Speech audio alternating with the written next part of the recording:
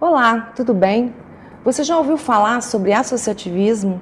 Sabe a importância do tema para nossas conquistas sociais? Hoje vamos conversar com um dos maiores nomes do associativismo no Brasil, Dr. Sérgio de Castro. Eu sou Amanda Amaral e esse é o S Brasil Entrevista.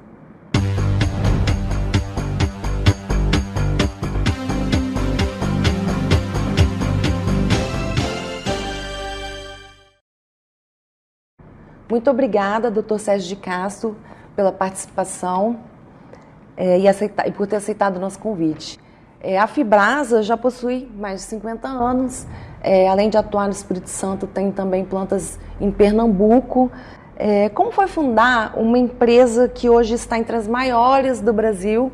Naquela época, né, uma das primeiras empresas do C21 na Serra, na década de 70. Como é que foi essa visão empresarial?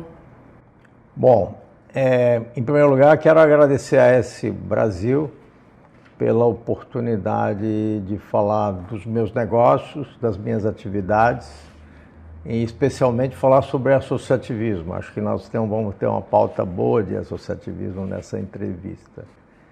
Então, a Fibrasa, ela não foi uma das primeiras, ela foi a primeira, foi a pioneira no C21, que é o primeiro CIVIT, né, do Espírito Santo. Para você ter uma ideia, o CIVIT, Centro Industrial de Vitória, está localizado na Serra. Naquela ocasião, a Serra tinha 17 mil habitantes, então eles nem conseguiram reagir a isso, porque tinha que ser chamado Centro Industrial da Serra, não é mesmo? Mas a Serra era tão inexpressiva naquele momento, que o nome de CIVIT foi aceito e foi adotado, isso já tem mais de 50 anos, né? E hoje a Serra é o município mais populoso do estado e tende a ser o mais forte economicamente. Então, nós estamos falando de uma época que parece que não é tão distante, mas pelo que aconteceu no Espírito Santo e na Serra, é uma época de grande evolução, tá certo? Foi uma evolução muito grande e não tinha nada na área do CIVIT, era uma área de pastagem e nós, para construirmos o prédio da Fibrasa, a gente não tinha energia elétrica, então a gente tinha que pegar água em tambores que a gente usava na caminhonete, levava lá na lagoa de Jacuné, enchia os tambores e trazia para fazer a obra. Como não havia energia elétrica, a gente usava serras movidas a gasolina para poder cortar as tábuas para fazer as estruturas da construção. Então, uma época bem pioneira, né? Que eu de alguma fico muito feliz, né? Quem conhecia a minha história e sabia que eu estava indo me instalar no C21, muitas das pessoas me contaram que me apontavam na rua aqui em Vitória ou lá na sede, disseram lá o doido do CIVIT, porque era uma coisa que difícil de um empreendedor escolher aquele local para colocar a sua empresa. Mas eu escolhi e estou muito satisfeito, deu tudo certo. E foi inovador também a questão do segmento escolhido, né? Que é atuar como fornecedor. Como era naquela época aqui no estado? A Fibrasa iniciou produzindo sacaria de ráfia, uma sacaria tecida, né? De fitas de polipropileno, que é conhecido como ráfia. Era uma inovação tecnológica, você tem razão. A Fibrasa era a terceira empresa no Brasil que se propôs a produzir sacaria de ráfia. Então era uma coisa muito nova. Para você ter uma ideia, não tinha matéria-prima no Brasil, a gente tinha que importar a matéria-prima, né? Mas já havia uma oportunidade definida, determinada, percebida, porque nós estávamos entrando no segmento dos sacos de algodão. especialmente para açúcar. E a sacaria de ráfia, ela era mais bonita do que a sacaria de algodão, ela era mais resistente do que a sacaria de algodão e custava metade. Então ela tinha um poder de competição muito forte, né? E era tão forte que houve uma reação dos produtores de sacaria de algodão, especialmente localizados no Nordeste do Brasil, para não deixar que esse tipo de indústria progredisse. Hoje já diversificou, né? Os produtos já diversificaram, né? Atende a indústria alimentícia e também a da construção civil. Como é que está hoje a Fibrasa no mercado? E também como é que é essa relação ao longo do tempo? Porque conforme o tempo vai passando, o mercado vai mudando, as relações sociais vão mudando, as relações de trabalho vão mudando.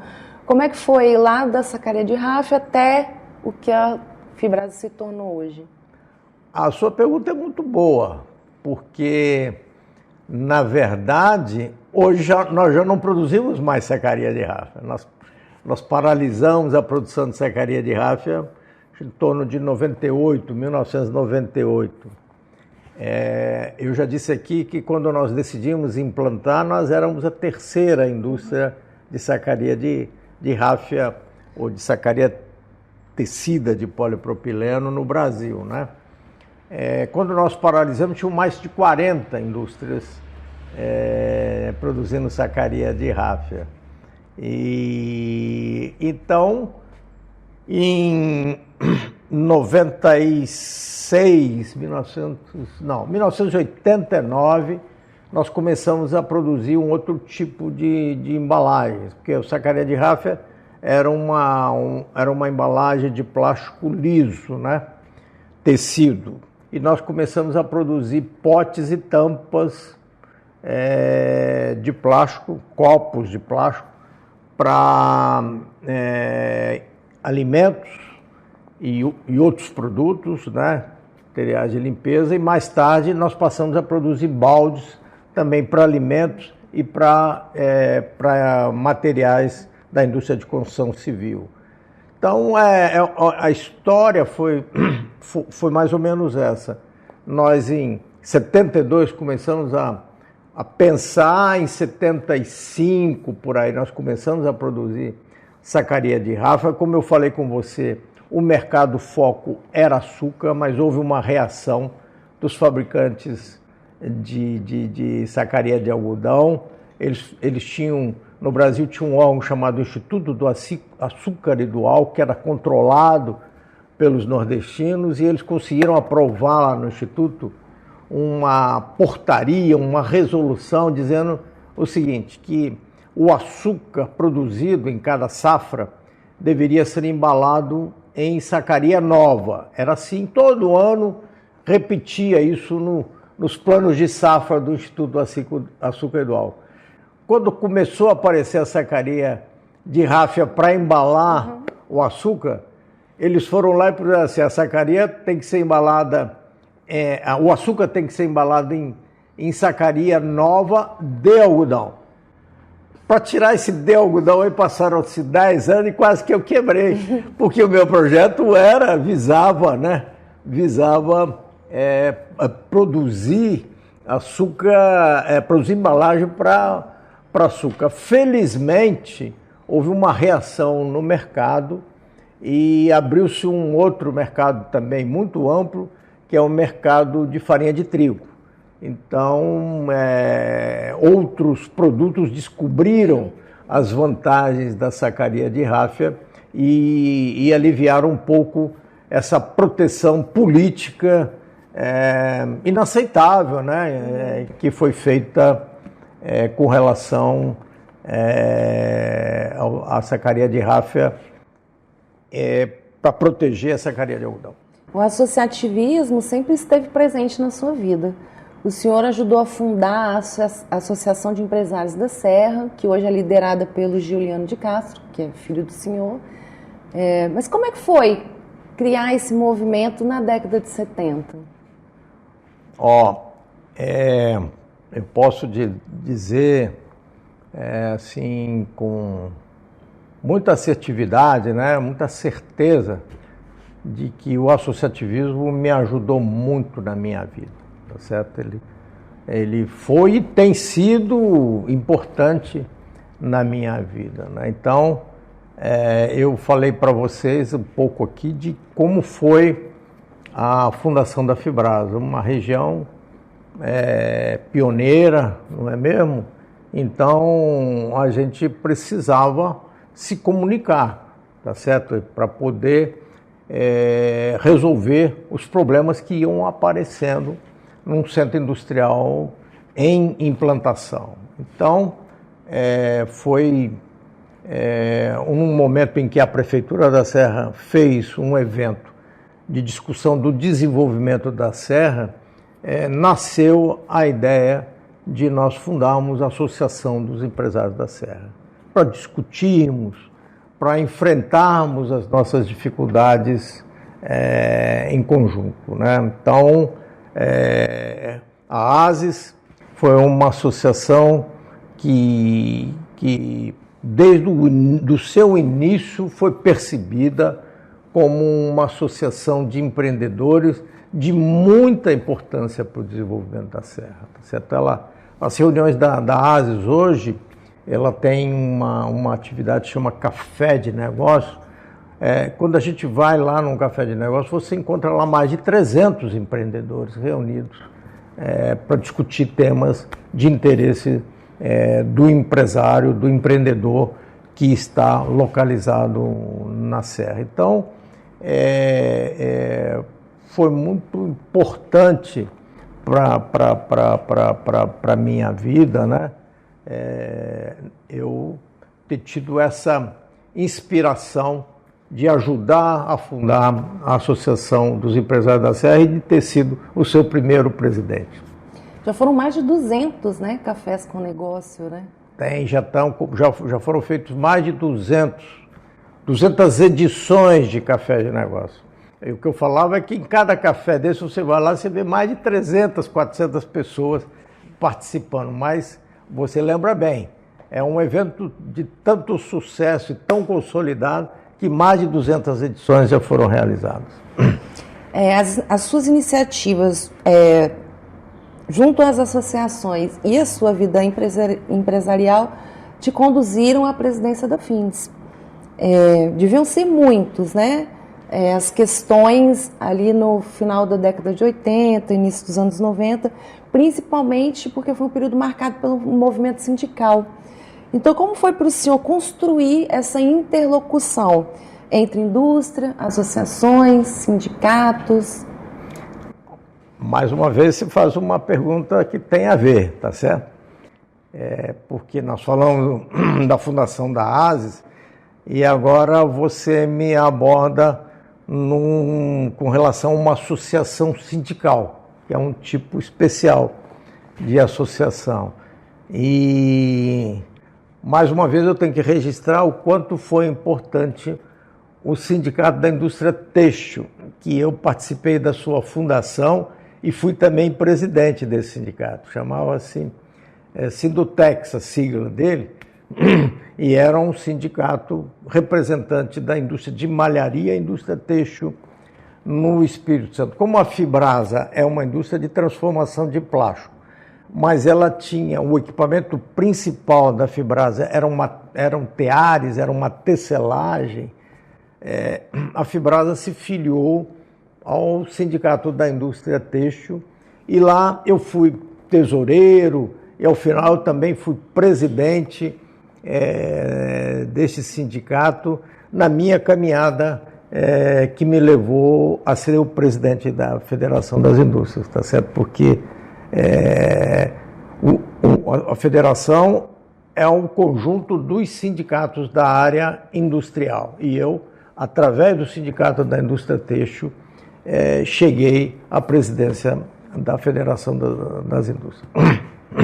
O associativismo também foi marcado pela sua presença no Senado Federal, quando você nos representou. Como é que foi para o senhor falar em plenária sobre esse tema quando os outros representantes não falavam? E eu tenho que reconhecer que a minha atividade associativa, ela foi muito importante para que eu fosse convidado para ser senador suplente do senador Ricardo Ferraz, tá certo? Eu tenho certeza de que ele levou em consideração toda essa minha trajetória no associativismo. E isso me levou ao Senado. Eu fui, por um período, senador da República, né? E eu, mesmo como senador suplente, eu tinha uma atividade, eu era muito ativo. Eu ia a Brasília todos os meses, às minhas custas, porque eu não ganhava nada, né? Mas eu acompanhava as atividades do mandato que eu participava dele, né? Porque o senador é eleito junto com 2 senadores suplentes. Então, aquele mandato é compartilhado. E eu tinha muita responsabilidade em responder a essa situação de corresponsabilidade. Por isso que eu me preocupava com o que estava acontecendo, eu participava, eu tinha acesso ao plenário do Senado, eu tinha acesso a todas as reuniões de comissões do Senado, eu participava como senador suplente, como nas comissões, e como senador titular, aí sim, eu tinha assento e voz e voto no plenário do Senado Federal, e um dos temas principais que eu tratei durante o período em que eu estive senador, suplente e senador, foi o associativismo, porque eu acredito muito na importância do associativismo para que as comunidades, os bairros, as cidades, os estados, os países sejam melhores. O associativismo ajuda a gerar bem-estar, e é por isso que eu me dedico a ele com muita vontade, com muita dedicação. O associativismo passa, né, desde a associação de bairros até as instituições de entidades do setor industrial, né, envolve todo esse processo. Como o senhor trabalha essa relação de apoio, porque cada um tem uma necessidade, né? Sim, o associativismo é muito amplo, não é mesmo? Ele é muito amplo e dizem que ele começa com Adão e Eva. Quando há um casamento, já tem uma associação. Tá certo? Então, o associativismo vem lá do início da história. E a escola de associativismo foi inspirada porque eu passei por uma associação de empreendedores que não era sindical. Depois, das associações sindicais, eu fui presidente de sindicato, eu fui presidente da Federação das Indústrias e fui representante da Federação das Indústrias na Confederação Nacional da Indústria em Brasília, tá certo? A escola de associativismo nasceu de um momento de inspiração em que eu estava divergindo muito do presidente da CNI e resolvi me afastar, tá certo? Porque eu falei, ou eu fico aqui e vou brigar com ele, e isso não vai ser bom para a associação, não vai ser bom para mim nem para ele, ou eu me afasto e deixo isso. Então aconteceu mais ou menos em 2012, e em 2013 me veio uma inspiração com a seguinte reflexão. Eu estava na CNI, a Confederação Nacional de Indústria, o órgão mais elevado de representação da indústria no Brasil. Então eu falava assim, se eu não estou conseguindo agir de cima para baixo, deixa eu tentar agir de baixo para cima, para ver se eu melhoro o associativismo, tá certo? Para ver se o associativismo avança, se a gente faz com que cada associação seja cada dia mais forte, porque há uma diferença muito grande entre uma associação fraca e uma associação forte, tá certo? Entre uma diretoria boa de uma associação e uma diretoria ruim de uma associação. Então, a escola ela tem essa motivação de ajudar com que as associações mais fracas, mal geridas, né, que têm uma má governança, aprendam a fazer a coisa direito, tá certo? Fazer as coisas de uma maneira mais adequada para ela ser mais forte, para ela influenciar mais naquilo que, quando da sua fundação, os seus fundadores desejavam, almejavam. A Escola de Associativismo foi fundada em 2015, o senhor me corrija se eu estiver errada, mas que tipo de demanda as associações levavam para o senhor naquela época, né? O que o senhor identificou que elas precisavam ali naquele momento? A minha vivência em várias associações, porque eu participei de associações de empreendedores, várias delas, mas participei também em associações de apoio a hospitais filantrópicos. Por isso que a Escola de Associativismo tem 3 focos de atuação nesse momento da existência dela. Ela nasceu dentro da Associação de Empreendedores, ela nasceu apoiada pela FINDES, tá certo?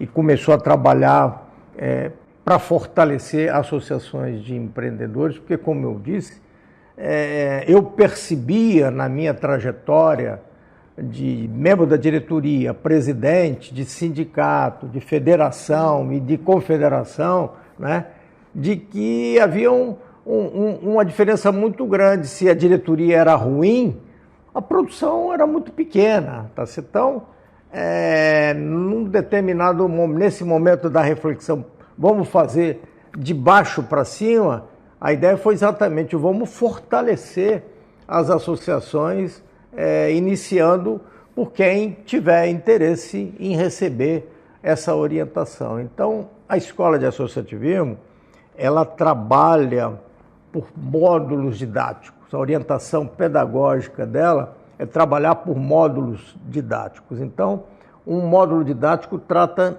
de um tema importante para que a associação se fortaleça, não é? Nós estamos hoje gravando o módulo 18. Nós já produzimos 17 módulos que está disponível no nosso site, e aqui a gente já fez inúmeros cursos. O ano passado, por exemplo, nós certificamos mais de 600 associativistas nos nossos cursos, tá certo? Então, a gente avalia de que esse número deve crescer à medida em que a escola for sendo mais conhecida, né? A escola tem um conteúdo exclusivo, né, dela, e muito rico. E a nossa convicção é de que esses temas que nós estamos tratando, se eles forem conhecidos pelos associativistas, e a gente tem um foco nisso, né? A gente quer o jovem e quer o associativista que é dirigente de uma associação pela primeira vez, tá certo? Esse é o foco principal da escola, tá certo?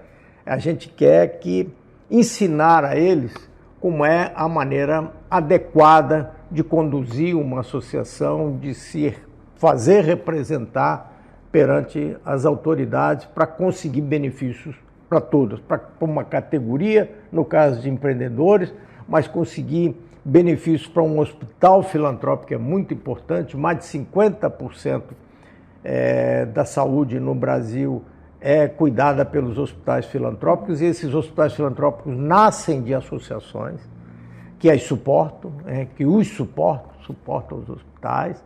E nós também estamos cuidando da Associação Comunitária de Bairros, que essas associações têm sido chamadas cada vez mais para gerar políticas públicas ou modificar, aperfeiçoar políticas públicas em benefício de toda a comunidade. Então, a escola tem esses 3 focos, e com esse objetivo de melhorar os locais onde moram as pessoas, né? Desde as pequenas comunidades às grandes metrópoles. A Escola de Associativismo, ela forma, né, líderes que influenciam o poder de decisão de gestores públicos e privados. Como é que o senhor enxerga esse protagonismo aqui no Espírito Santo? Olha, eu posso lhe dizer, porque a maior parte dos alunos que a escola tem é do Espírito Santo, tá certo? E a gente tem testemunhos que são muito motivadores para a gente continuar trabalhando para na produção de mais cursos e na oferta dos cursos para o conjunto das associações. Então, a gente vê com muita alegria que a gente tem colaborado com associações para que elas se fortaleçam. Especialmente, eu vou te dar um exemplo, as associações, por exemplo, comunitárias de bairro, se você acompanhar, elas têm um problema muito sério.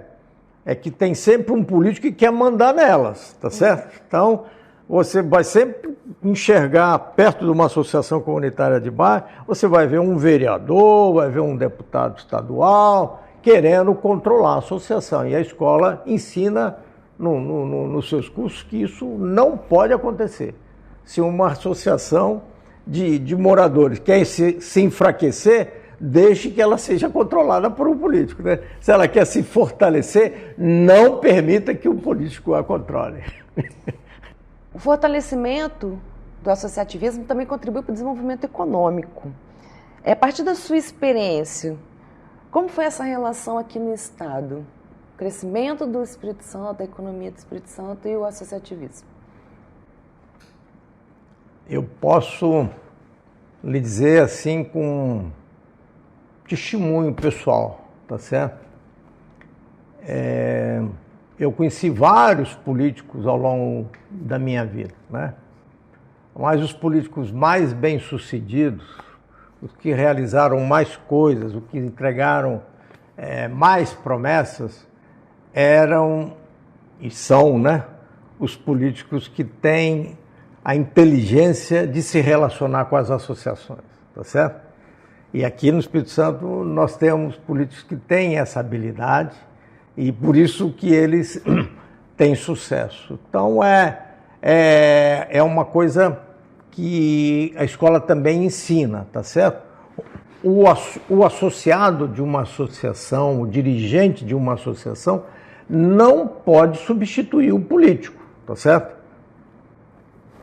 São coisas diferentes. O político tem um mandato que o povo deu a ele por uma eleição, tá certo?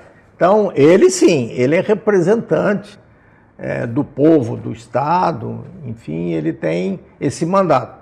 O membro de uma associação, o dirigente de uma associação, não. Ele tem responsabilidade perante a associação dele, né?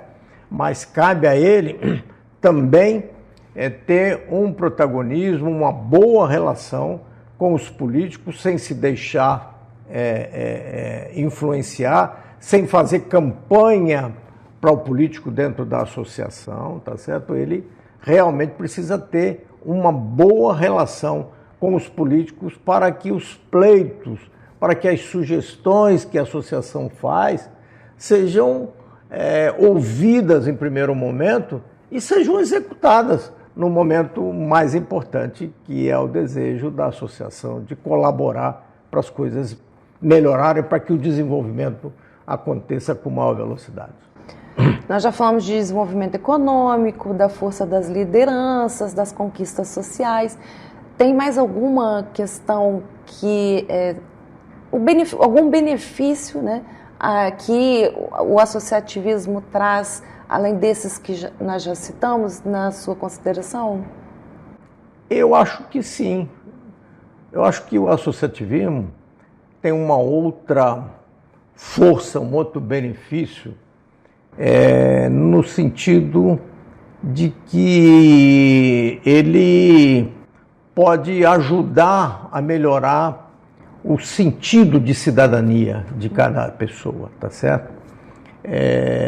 As associações, de alguma maneira, formam lideranças, porque na minha trajetória eu já encontrei pessoas que chegam numa associação que não sabem falar direito, ela não sabe se expressar, tá certo? Ela não sabe explicar o que ela acha que precisa ser feito.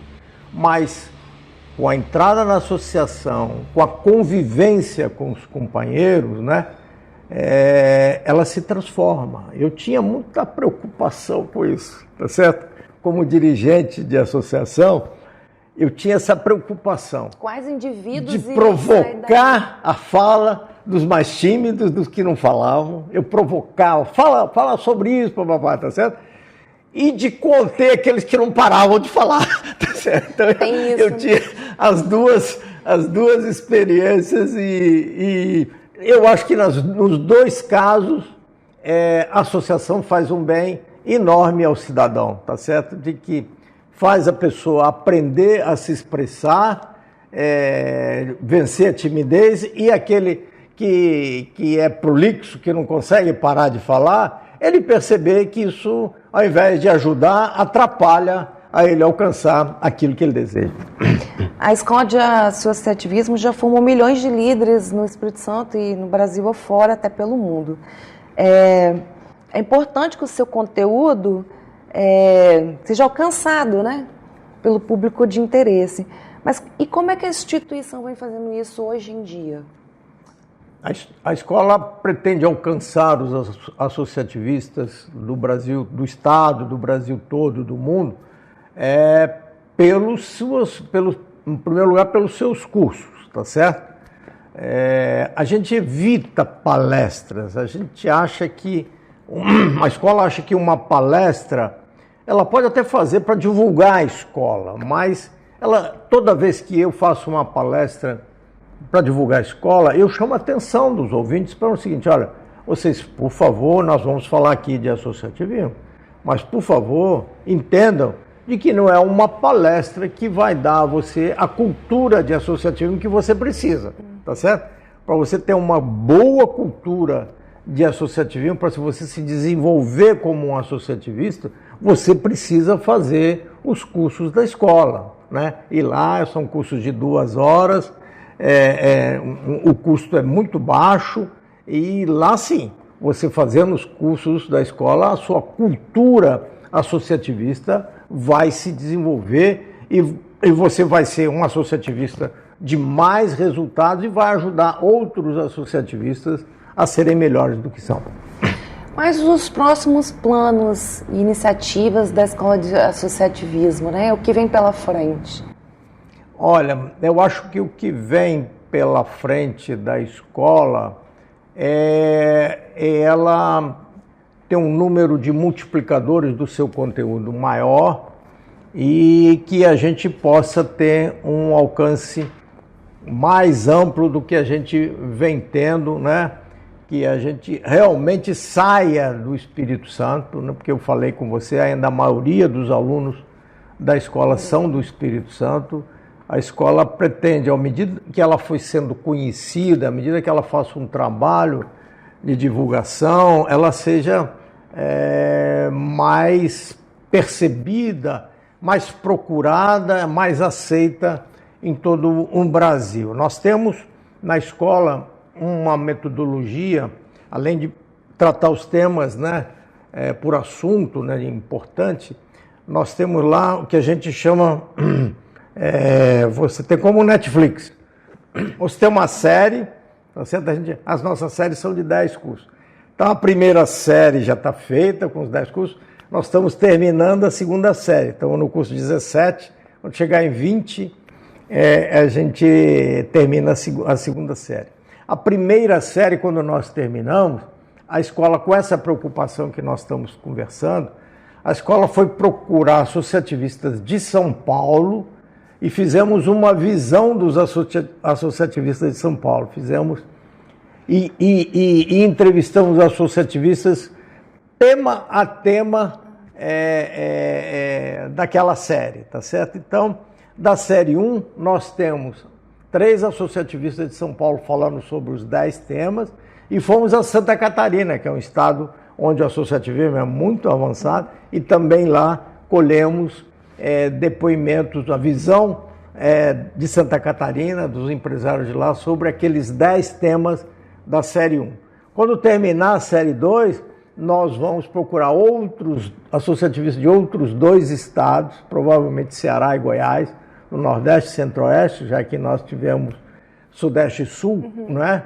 Para podermos colher a contribuição desses associativistas num primeiro momento, mas ao mesmo tempo fazer um envolvimento que seja fora do Espírito Santo, um envolvimento nacional para que a escola seja assim conhecida e reconhecida como uma produtora de conteúdo exclusivo de qualidade. Bacana. Analisando, nós falamos aqui sobre a história da Escola de Associativismo, seu desenvolvimento. Na sua opinião, qual que é a sua maior contribuição em todo esse processo? Da Escola de Associativismo? Isso. Eu acho que a maior contribuição que eu tenho dado é de chamar a atenção das pessoas que estão associadas, né, de que a atividade deles de associativista é uma atividade que também tem evolução, que ela pode evoluir, né? Você pode ter um associativista com baixo nível de contribuição, tem associativista de médio nível e tem associativista de alto nível. O que a escola pretende é ajudar os que têm baixo nível a perceberem de que eles têm um baixo nível, mas de que isso tem solução. É só eles fazerem os cursos da escola, lerem os conteúdos que a escola seleciona e publica no seu site, né, para que eles sejam cada vez mais protagonistas no desenvolvimento de todo sentido, né, social, e econômico e ambiental, que é a nova, que tem agora uma sigla nova, mas que a coisa é bem antiga, chama agora ESG, né? ESG em inglês, né? Mas que é uma nova roupagem para os conceitos de sustentabilidade que a gente tinha há uns 10 anos atrás, né? Então, eu tenho essa pretensão de ajudar que um associativista de baixo rendimento, de baixa atividade, se transforme num associativista de grande contribuição para que a sua associação ajude a gerar bem-estar para toda a população do Brasil e do mundo. Nós falamos sobre a história do associativismo desde a década de 70. Agora, sobre o associativismo, qual que é a sua maior contribuição? Eu tenho uma impressão que a maior contribuição que eu já dei para o associativismo na minha vida foi ter tido a ideia e transformado a ideia em realidade, que é a escola de associativismo. Tá certo? Então, eu acho que a escola de associativismo é um legado da minha vida. Tá certo? Eu acho que a pretensão da escola é muito grande para o benefício de todos, no município, no estado, no país, no mundo, não é? Eu acho que, à medida que o associativismo se desenvolve, isso vai acontecendo. Não é à toa que onde o associativismo é mais desenvolvido é nos Estados Unidos da América. Então, essa reflexão nos motiva a de continuar trabalhando para que nós tenhamos um associativismo também de alto nível aqui no nosso país e possamos ajudar que o associativismo no mundo inteiro tenha cada vez um nível mais elevado. Muito obrigada, Dr. Sérgio de Castro, por ter nos recebido, disponibilizado o seu tempo, por ter participado do programa. Eu agradeço também a oportunidade que esse Brasil me deu de divulgar mais esse assunto tão relevante, tão importante, que é o associativismo. É um assunto que está diretamente ligado a uma geração maior e mais rápida de um bem-estar para todos, para uma sociedade em geral. Esse foi o S Brasil Entrevista, um produto da revista S Brasil. Não esqueça de acessar nossas redes sociais. Até a próxima!